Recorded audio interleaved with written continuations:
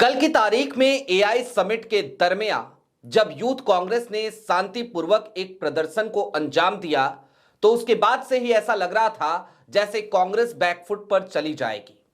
लेकिन सबसे पहले कांग्रेस ने यह फैसला लिया कि वो यूथ कांग्रेस के उन कार्यकर्ताओं के साथ खड़ी होगी और सीधे तौर पर यह कहेगी कि दरअसल विरोध करने की जब जगह ना मिले तो भला विपक्ष करे तो करे क्या, इस देश का युवा करे तो करे क्या।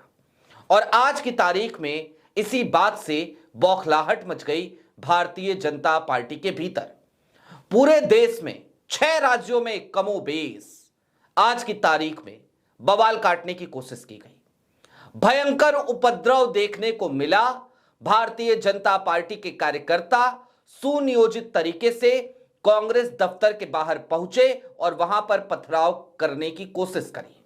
लेकिन इस बीच में कांग्रेस के कार्यकर्ता क्या कर रहे थे? क्या वो अपना सर छिपाकर भाग रहे थे? क्या वो पीठ दिखाकर भाग रहे थे? नहीं, लाठी लेकर दौड़ा रहे थे। और सबसे गजब कारनामा तो तेलंगाना में हुआ, जहां पर रेवंत रेड्डी की पुलिस ने जो ट्रीटमेंट दिया है ना भारतीय जनता पार्टी के लोगों को, उपद्रवियों को, वो दिलचस्प है। सारी बातें जरा विस्तार से करेंगे। नमस्कार, मैं स्वप्निल और आप मुद्दा देख रहे हैं। दोस्तों, आगे बढ़ें उससे पहले वही छोटी सी अपील। मुद्दा इन दिनों एक गंभीर आर्थिक संकट से जूझ रहा है। एक तरफ हमारे मेन बैंक्स अकाउंट फ्रीज चल रहे हैं, तो दूसरी तरफ हमारे 2.5 साल पुराने चैनल को हमसे लंबे समय तक छीन कर रखा गया था। ऐसे में डे टू डे ऑपरेशंस में मुद्दा को काफी मुश्किलों का सामना करना पड़ता है।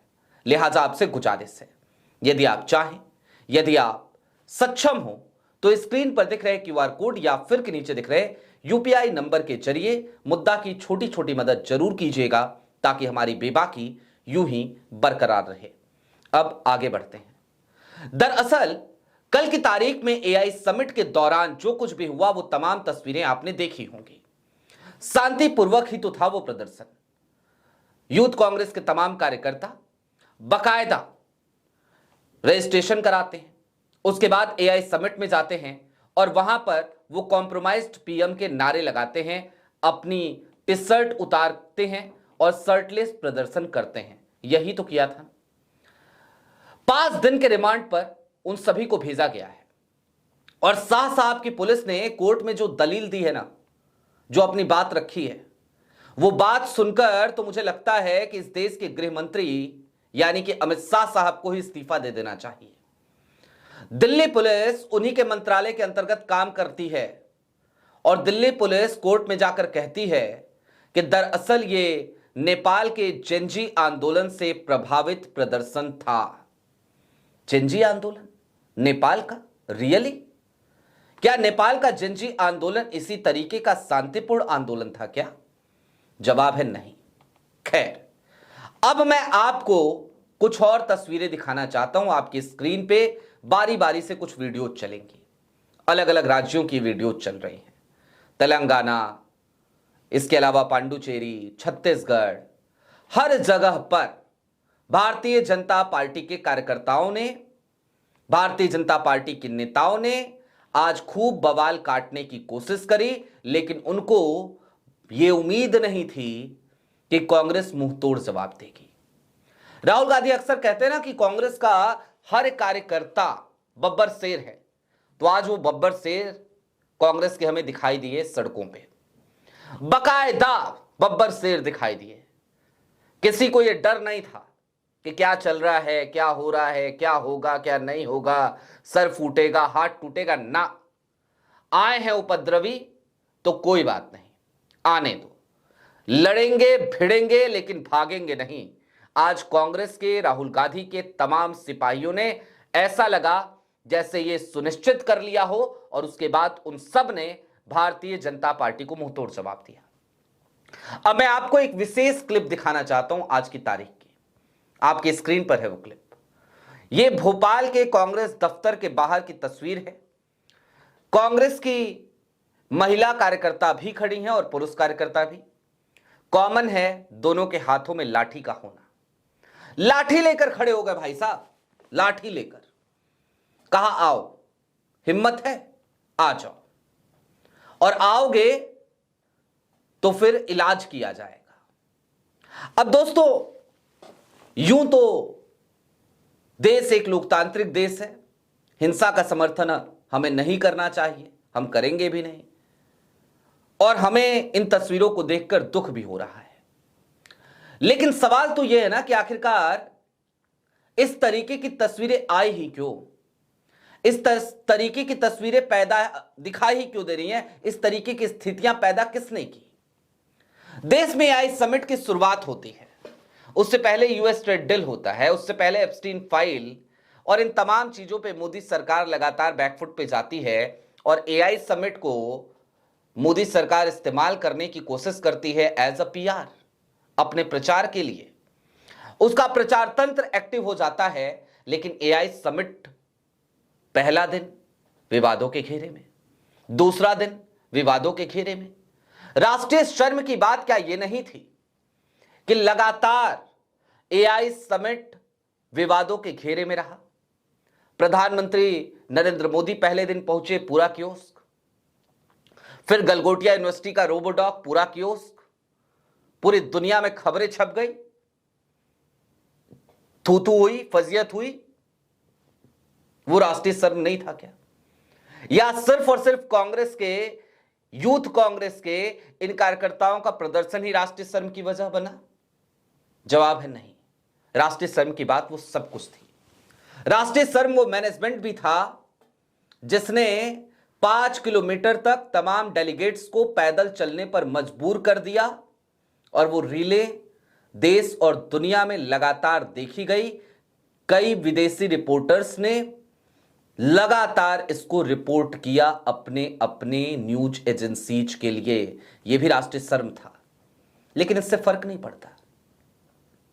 और क्यों पड़ेगा फर्क?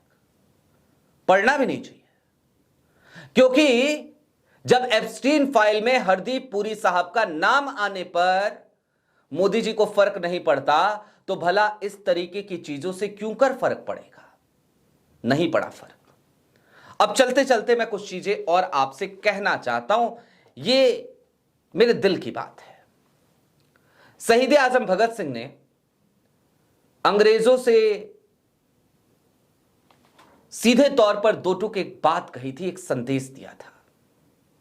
उन्होंने असेंबली में बम फेंका और यह सुनिश्चित करके कि कोई हताहत ना हो, और जब उस बम को फेंका गया तो उसके बाद सीधे तौर पर एक विचारधारा, एक आइडियोलॉजी बताई गई। आइडियोलॉजी ये कि बहरी सरकार को सुनाने के लिए धमाके करने पड़ते हैं। तो कुल मिलाकर मुझे तो यही लग रहा है कि कांग्रेस के इन बेचारे कार्यकर्ताओं को भी यही लगा कि सरकार बहरी हो गई है, सरकार सुन नहीं रही है। और वाकई में सरकार कहां सुनती है? क्या किसान आंदोलन के दौरान सरकार ने एक बार भी किसी की बात सुनी? जवाब है नहीं। क्या यूजीसी प्रोटेस्ट के मसले पर सरकार ने एक बार भी बात सुनी? जवाब है नहीं। यूजीसी के मसले पर सरकार ना तो सवर्णों की बात सुनने को तैयार और ना ही वंचित वर्ग की बात सुनने को तैयार, सुनती ही नहीं है।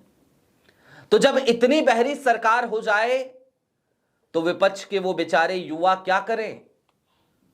तो उन्होंने सोचा कि चलो ऐसे नहीं तो वैसे सही, कहीं तो सुनोगे।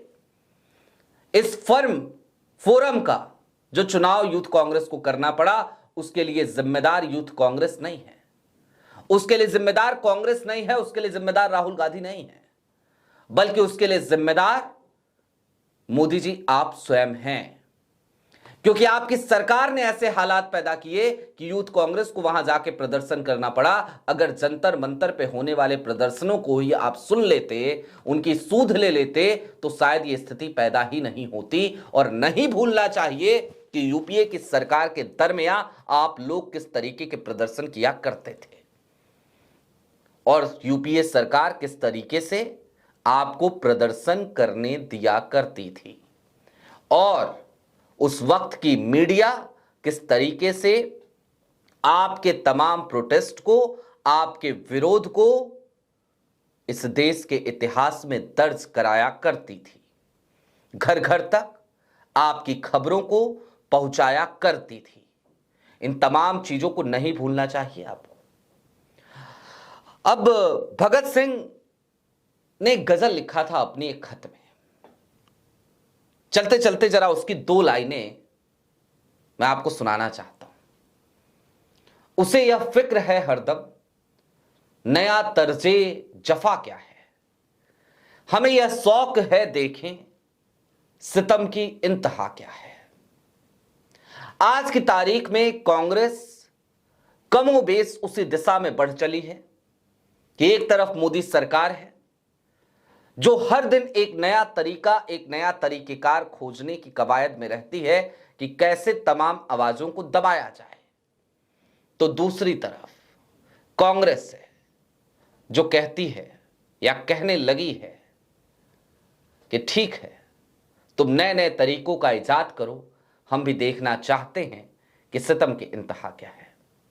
बहरहाल राहुल गांधी ने सदन के भीतर प्रधानमंत्री नरेंद्र मोदी को बैकफुट पर ला दिया था, मोदी कैबिनेट को, मोदी सरकार को। मोदी जी लोकसभा के भीतर जा भी नहीं पाए थे और आज की तारीख में कांग्रेस के, राहुल गांधी के इन सिपाहियों ने, कांग्रेस के इन बब्बर शेरों ने कम से कम यह साबित कर दिया कि अब कांग्रेस डरने वाली, रुकने वाली, झुकने वाली नहीं है। वो सीधे तौर पर लड़ना जानती है, भिड़ना जानती है और वो लड़ेगी, भिड़ेगी। आपकी क्या राय है वो हमें कमेंट बॉक्स में जरूर बताइएगा। अभी के लिए दीजिए इजाजत। चलते चलते फिर वही अपील, चैनल पे नए हो तो सब्सक्राइब करते हुए जाइएगा, सक्षम हो तो छोटी छोटी मदद मुद्दा की जरूर कीजिएगा। बहुत शुक्रिया।